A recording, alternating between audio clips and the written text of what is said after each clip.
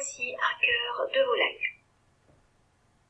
La partie supérieure élargie, avec ce qui a pu être tranché pour isoler de l'animal, et la partie inférieure, ici, en forme de pointe.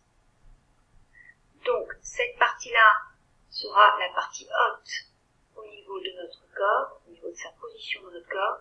Cette partie-ci inférieure, c'est la partie basse au niveau de la position de notre cœur.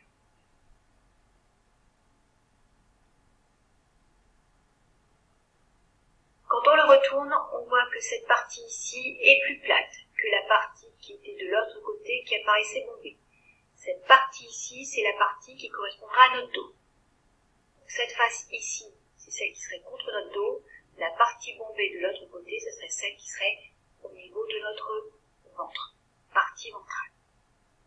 Vous pouvez remarquer sur la partie supérieure également du cœur, ces éléments qui on voit sont totalement différents en observation de cette masse graisseuse qui paraît beaucoup plus rigide. Ce sont des vaisseaux sanguins.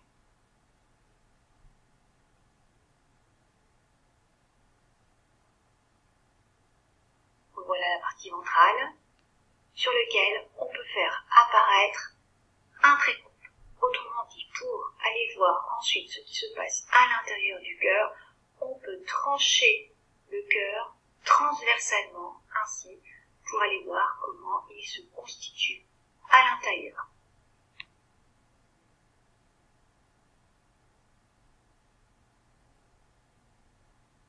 On réalise la coupe transversale.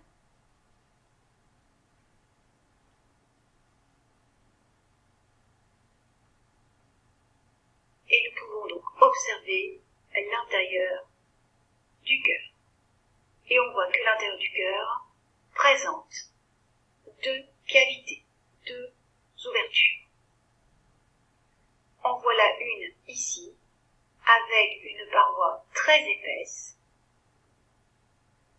Donc on voit ici bien cette cavité avec la paroi très épaisse. Et ici, nous voyons la deuxième cavité avec une paroi beaucoup plus petite, beaucoup plus fine. Donc, on récapitule, nous avons donc une coupe transversale dans le cœur. Nous remarquons que le cœur présente deux cavités. Ces deux cavités ont des parois qui sont constituées de la même matière partout, rouge. Ces deux cavités ne communiquent pas l'une par rapport à l'autre. Il y a cette très grosse cloison qui sépare les deux cavités.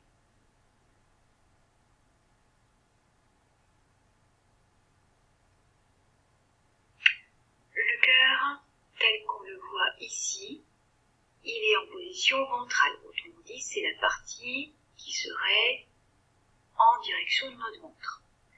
Donc, c'est comme si vous regardiez le cœur de quelqu'un qui se trouve en face de vous.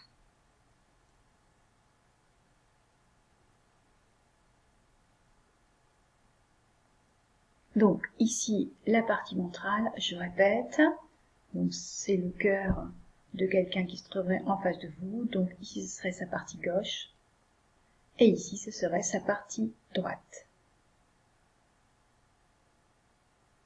C'est souvent comme ça que le cœur est représenté dans les livres et dans les vidéos, avec cette position-là.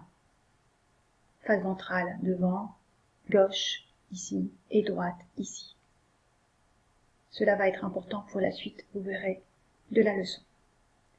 Tout le cœur est fait de cette masse un peu rougeâtre, nous l'avons vu tout à l'heure. Le cœur, vous savez, il est capable de battre. S'il est capable de battre, cela veut dire qu'il est capable de se contracter. Nous avons vu tout au début de l'année qu'un organe était capable de se contracter, c'était le muscle. En fait, le cœur est fait de muscles.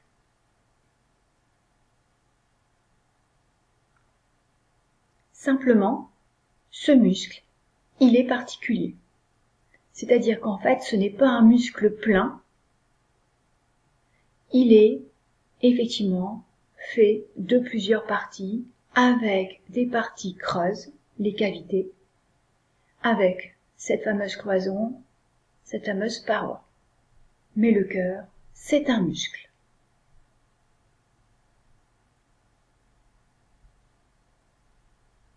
Voilà pour la présentation du cœur de volaille.